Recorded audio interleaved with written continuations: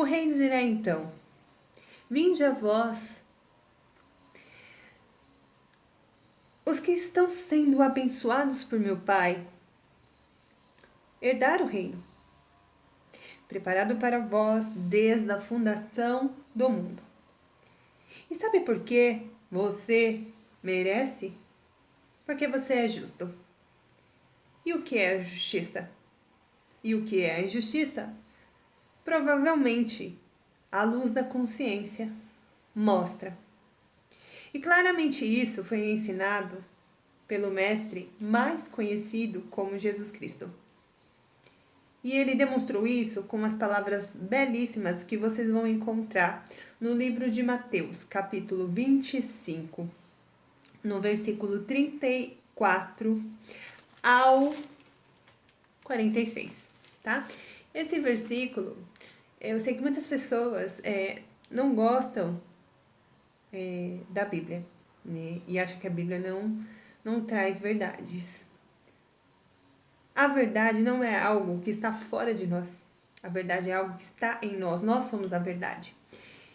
E isso choca muitas pessoas quando eu falo, e eu até entendo isso, porque para mim discernir isso é muito difícil também. Quando o mestre Jesus disse: eu sou o caminho, a verdade e a vida, ninguém vê ao Pai senão por mim, é que não existe nada fora dele, né? Não existe um caminho. Ele é a própria vida. Ele é a verdade, não existe outra verdade. Ele é a verdade. Então, uma definição: eu sou o amor, eu não tenho amor. Eu sou a vida, eu não tenho uma vida. Eu sou a própria vida, eu sou a existência, né? Se eu tenho uma vida eterna, a morte não é a vida, porque a morte significa que eu vou perder a vida. Por isso que Cristo fala: quem crê em mim ainda que morra viverá. Porque o que ele ensinou, e se a gente acredita verdadeiramente no que ele ensinou, provavelmente vai se questionar a respeito dessas palavras. Quem crê, quem acredita em mim, ainda que morra no físico, viverá para a vida eterna. E aqui nesse versículo você vai entender quem é as pessoas que estão sendo preparadas para herdar esse reino. Quais são as características dessas pessoas? Como você vai identificar essas pessoas no mundo? Quem são elas?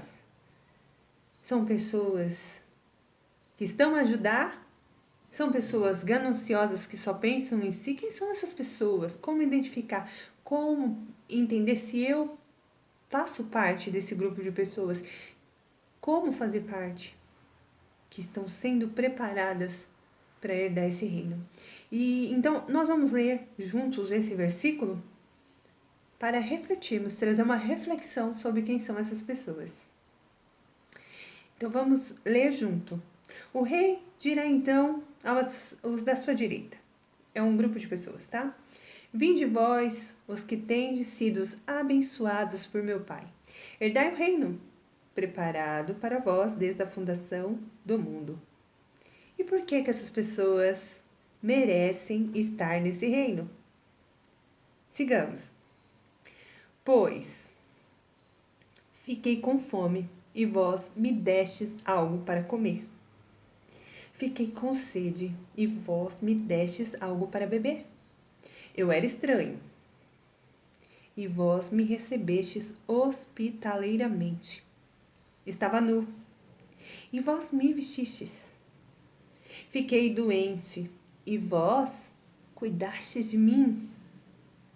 Eu estava na prisão e vós viestes me visitar. Então, os justos, os que merecem, vai dizer: mas Senhor, quando foi que todas essas coisas aconteceram? Como? E eles perguntarão da seguinte forma: Senhor, quando te vimos com fome e te alimentamos, ou com sede e te demos algo para beber? Quando te vimos como estranhos e te recebemos? hospitaleiramente, ou nu e te vestimos, quando te vimos doente ou na prisão e te fomos visitar. E o rei lhe dirá em resposta: deveras eu vos digo, ao ponto que fizestes a um dos mínimos, não é os máximos, não é mínimo, destes meus irmãos, a mim o fizestes.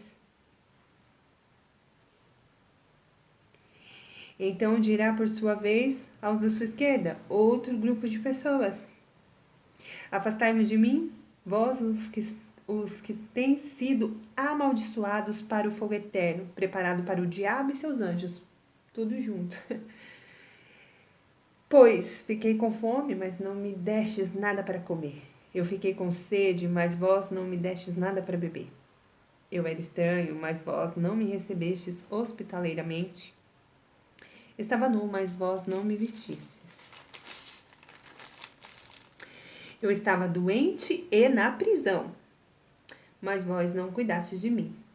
Então responderão também esses, né? Com as palavras: Senhor, quando te vimos com fome, né?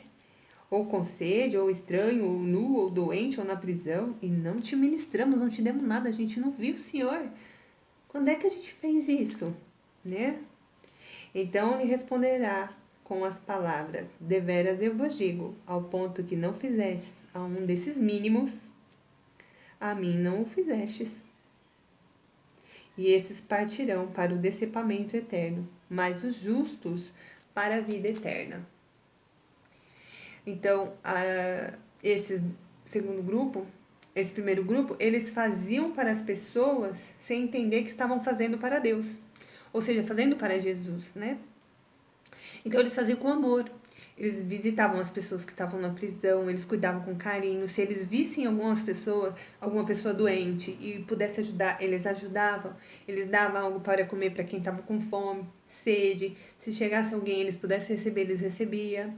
O segundo grupo não faziam isso, porque não faziam para o Senhor.